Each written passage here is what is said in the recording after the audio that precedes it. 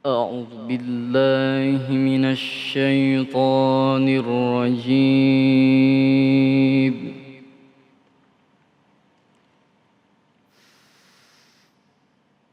بسم الله الرحمن الرحيم.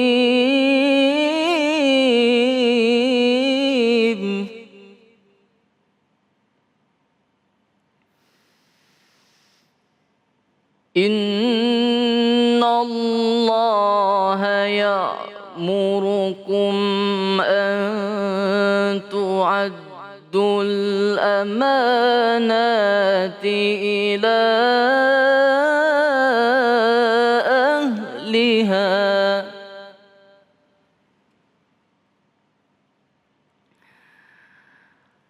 وإذا حكمتم بين الناس أن تحكموا بالعدل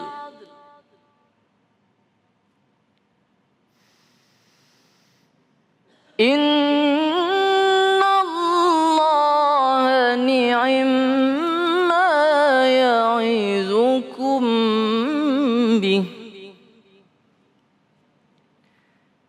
إن الله كان سميعا بصيرا صدق الله العظيم. Maha benar Allah dengan segala firman-Nya. Terima kasih Azmi, Masya Allah. Dan pemirsa di rumah, kita kembali lagi di Cahaya Hati Indonesia dengan tema kita, masih adakah pemimpin yang amanah? Masih ada gak sih? Ada insya Allah ya. Bersama guru kita yang dimuliakan Allah Subhanahu Wa Taala, Al-Habib Nabil Al-Musawa. Allahumma salli ala Sayyidina Muhammad.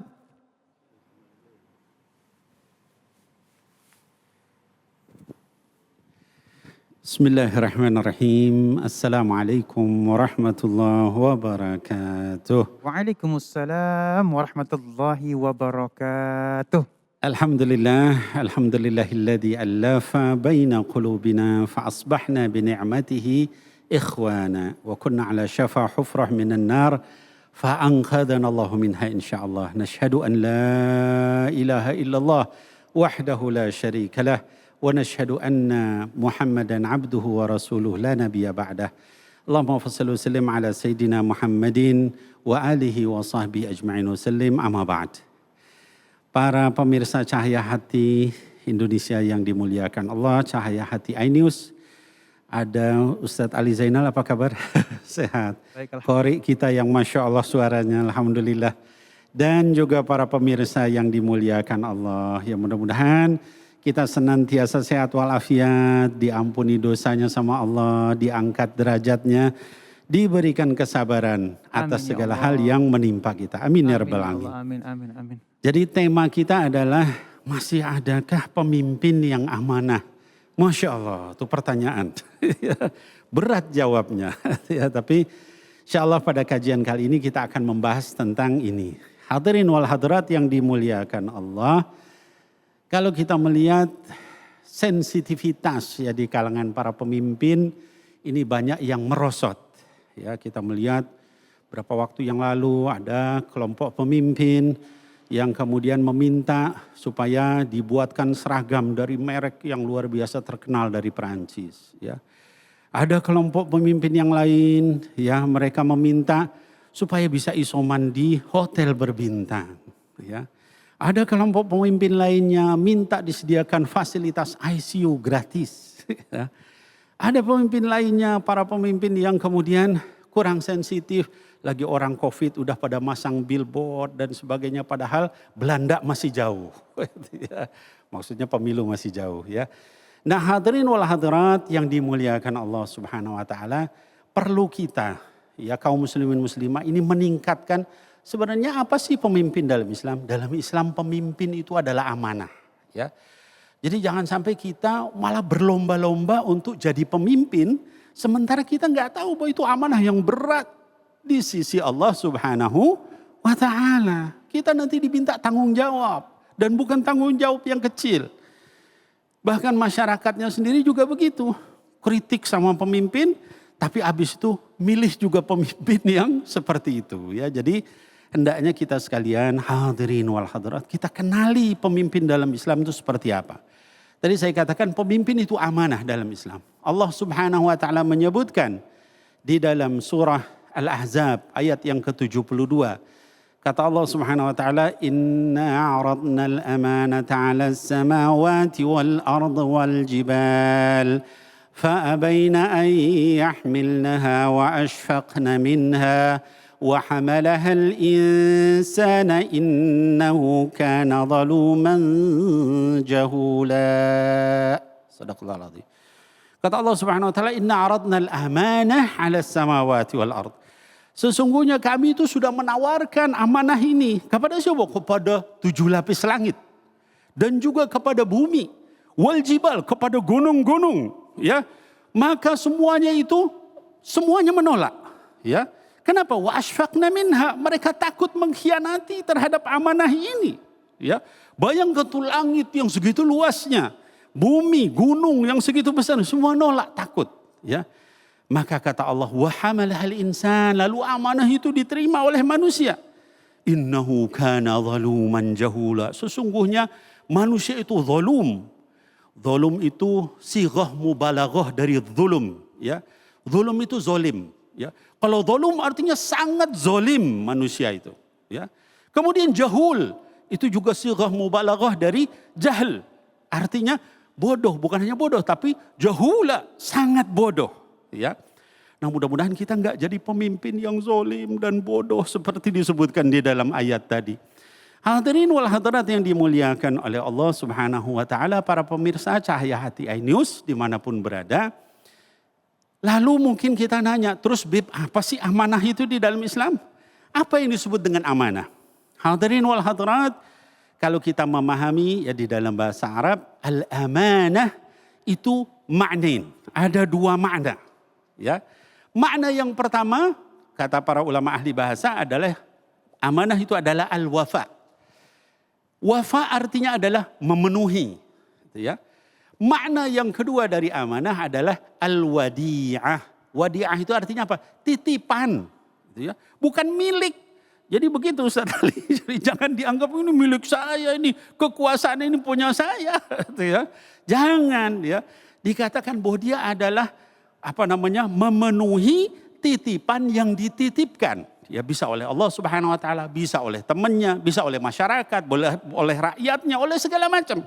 Konstituennya, ya dan sebagainya. Tapi ingat itu adalah titipan. Dan titipan itu harus dipenuhi, ya diminta tanggung jawab. Nah hadirin wal hadirat, tadi di dalam ayat yang dibacakan oleh qari, Allah Subhanahu wa taala menyatakan di dalam surah An-Nisa, kata Allah Subhanahu wa taala, "Innallaha ya'murukum an tu'addul amanat ila ahliha." Ya. Innallaha, sesungguhnya Allah, ya'murukum, memerintahkan atas kalian semua apa? An tu'addul amanat. Untuk memenuhi amanah-amanah dalam bentuk jamak itu artinya apa? Banyak amanah yang kita pikul itu dari Allah. Kita sebagai suami, kita sebagai ayah, kita sebagai pimpinan perusahaan, sebagai pemerintah, segala macam. Ya, amanat kepada siapa? Ila ahliha, kepada orang yang berhak untuk melaksanakan atau yang memberikan amanah kepada kita. Ya. Kemudian wa idza hakamtum bainan nas, kalau kalian itu menghukumi atas manusia, sebagai RT, sebagai RW, sebagai wali kota, sebagai bupati, sebagai gubernur, sebagai presiden, sebagai DPR, DPRD, MPR, DPD, maka hendaklah antahkumu bil adl. Ya, hendaklah kalian semua menghukumi dengan adil, jangan dibeda-bedain. Ya, rakyat kecil kemudian dizalimi, kalau misalnya orang berkuasa diberikan kemudahan, jangan seperti itu. Ya. Ila ahliha, ya kepada orang yang berhak, kata Allah Subhanahu wa taala. Innallaha ya'idukum, innallaha ni'ma ya'idukum bihi, subhanallah. Sesungguhnya Allah itu kalau memberikan nasihat itu yang paling baik, paling indah, paling tepat, kata Allah Subhanahu wa taala, ya. Nah, hadirin wal hadirat yang dimuliakan Allah, Mungkin kita bertanya, Bib, kalau misalnya ada seorang pemimpin, dia amanah, maka dia dapat apa? Kata Allah Subhanahu wa taala di surah Al-Mu'minun, ya dikatakan, walladzina hum li amanatihim wa ahdihim ra'un. Dan mereka itu adalah orang-orang yang terhadap amanah-amanah mereka dan janji-janji mereka itu mereka penuhi dengan sebaik-baiknya. Ayat itu diawali dengan qad aflahal mu'minun, alangkah berbahagianya orang beriman. Diakhiri dengan ulaika humul warithun, mereka itu akan mewarisi. Apa mewarisi apa? Alladzina yarithunal firdaus hum fiha khalidun. Mereka itu mewarisi surga Firdaus dan mereka kekal di dalam surga Firdaus itu. Mafhum mukhalafahnya secara fikih, kalau tidak memenuhi amanah, tidak memenuhi janji, tidak masuk surga Firdaus. Aduh, ngeri ya Allah, ya. Lalu Bib, kalau begitu siapa saja yang disebut pemimpin dalam Islam? Kata baginda Rasul sallallahu alaihi wasallam dalam hadis ini diriwayatkan oleh Imam Bukhari dan Muslim dalam sahih keduanya, dikatakan kullukum ra'in, ya, wa kullukum mas'ulun an ra'iyatihi yaumal qiyamah. Setiap kalian itu adalah pemimpin, kata baginda Rasul sallallahu alaihi wasallam. Dan setiap kalian, setiap pemimpin itu diminta tanggung jawabnya di hari kiamat. Fal imamu ra'in wa mas'ulun an ra'iyatihi yaumal qiyamah. Seorang pemimpin, penguasa, dimanapun levelnya, itu adalah dia adalah imam. Nanti ditanya tentang rakyatnya. Ya. Warrajulu ra'in, dan seorang suami, seorang ayah, itu adalah pemimpin. Nanti ditanya juga tentang istrinya, anak-anaknya, keluarganya. Seorang ibu adalah ra'iyah, kata baginda Rasul SAW. Seorang wanita itu juga adalah pemimpin. Nanti ditanya tentang suaminya, tentang anak-anaknya. Ya, dan seorang hamba sahaya. Kalau di kita mungkin sekarang pembantu, ya, orang-orang yang bekerja di rumah. Jangan salah sangka, dia juga adalah pemimpin. Ya. Dan akan ditanya tentang harta majikannya. Apa yang dia lakukan, dicuri apa enggak. Wa kullukum ra'in wa kullukum mas'ulun an ra'iyatihi yaumal qiyamah. Setiap kalian pemimpin. Dan kalian akan diminta tanggung jawab nanti terhadap apa yang kita pimpin pada hari kiamat nanti. Hadirin wal hadirat, saya berikan beberapa contoh tentang kepemimpinan yang luar biasa dari para sahabat radhiyallahu alaihim ajma'in. Salah satunya adalah seorang pemimpin namanya Abu Bakar As-Siddiq radhiyallahu an. Gimana beliau memimpin, Beb? Kata Allah Subhanahu wa taala di dalam Al-Qur'an, wa sayujannabuhal atqa alladhi yu'ti malahu yatazakka wa ma li ahadin 'indahu min ni'matin tujza illa ibtigha'a wajhi rabbihil a'la wa la sawfa yarda. Allahu akbar, kata Allah, wa sayujannabuhal atqa. Nangis kita dengar ayat ini. Kata Allah, dan sungguh-sungguh akan aku selamatkan orang yang paling takwa itu. Siapa orang paling takwa? Abu Bakar As-Siddiq. Tafsir dari ayat itu. Setelah baginda Rasul SAW adalah beliau. Ya. Kemudian apa? Kata para ulama mufassir, yaitu alladzi yu'ti malahu, yang mengeluarkan hartanya hanya karena Allah Subhanahu wa taala, dan dia tidak ada orang yang harus dia balas. Bahkan tidak ada orang yang dia ucapkan terima kasih. Dia memberikan itu lillahi ta'ala. Wala sawfa yarda. Kata Allah, nanti dia bakal ridha terhadap apa yang dia lakukan. Itu pemimpin contohnya dalam Islam. Ada yang lain gak, Beb? Ada. Sayyidina Umar ibn al-Khattab radhiyallahu an. Sebutkan dalam satu kesempatan beliau sedang menjadi khalifah. Tengah hari bolong di siang panas terik musim kemarau. Di Jazirah Arab itu orang sembunyi semua di dalam rumah. Gak ada keluar. Tiba-tiba terdengar ada suara unta, ya. Lalu kemudian ada orang ngejar. Sayyidina Utsman bin Affan ngelongok dari rumahnya, ya. Ini siapa orang siang-siang lagi panas begini keluar ngejar-ngejar unta? Didekati, tahunya siapa? Amirul Mukminin, sang pemimpin ini lari ngejar-ngejar unta di siang bolong. Lalu kemudian ditanya sama Sayyidina Utsman, ya Amirul Mukminin, mudah-mudahan Allah merahmati Anda. Kenapa ini ngejar-ngejar unta siang bolong? Ini adalah unta wakaf, ya, unta zakat, ya. Dan saya khawatir nanti kemudian unta zakat ini kemana-mana. Padahal saya adalah pemimpin. Bayangkan bagaimana kalau yang terjadi dengan saat ini. Hadirin wal hadirat rahimakumullah. Mari kita ikuti Sayyidina Umar, Sayyidina Abu Bakar As-Siddiq, Sayyidina Ali bin Abi Thalib, Sayyidina Uthman ibn Affan. Dan juga para sahabat yang lain yang ketika mereka menjadi pemimpin, mereka menjadi pemimpin yang amanah. Melaksanakan amanah Allah, melaksanakan amanah Rasulullah. Dan mudah-mudahan mereka termasuk di dalam ayat tadi, yaitu dijamin untuk masuk di dalam surga Firdaus. Mudah-mudahan kita termasuk di dalamnya. Amin ya Allah ya Rabbal Alamin. Masya Allah, terima kasih ya Habib ilmunya.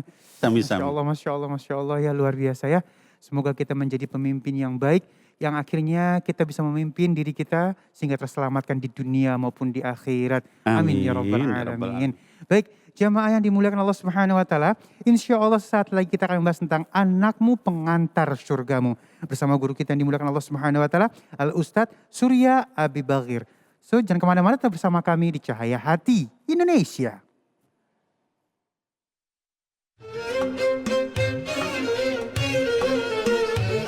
Begitu banyak bangunan-bangunan peninggalan sejarah Islam yang tersebar di seluruh dunia. Mulai dari masjid, benteng, jembatan, bahkan istana. Semuanya berdiri dengan begitu kokoh, unik, dan terlihat begitu megah. Tak jarang tempat-tempat ini menjadi pusat perhatian dunia. Masing-masing dari bangunan itu pun ternyata memiliki cerita tersendiri. Bahkan beberapa di antaranya menjadi situs warisan dunia. Sekarang mari kita cari tahu seperti apa bangunan yang megah selama peradaban Islam ini bersama Cahaya Hati Indonesia. Pertama, Masjid Selimiye Edirne di Turki. Masjid Selimiye didirikan pada tahun 1568 hingga 1574 oleh seorang arsitek bernama Mimar Sinan. Bangunan megah ini pun dibangun atas dasar perintah dari Sultan Selim II dan menjadi peninggalan Ottoman di kota Edirne, Turki. Jika dilihat, bangunan dari Masjid Selimiye ini sangat indah dengan 4 buah kubahnya, hingga dianggap sebagai karya terbaik dan mendapat penghargaan tertinggi dari arsitektur Islam. Masjid ini pun masuk ke dalam daftar situs warisan dunia oleh UNESCO. Kedua, Jembatan Siosepol, Isfahan, Iran. Jembatan Siosepol sangat terkenal di wilayahnya, yakni kota Isfahan, Iran, dan memiliki nama lain yakni Allah Ferdihan.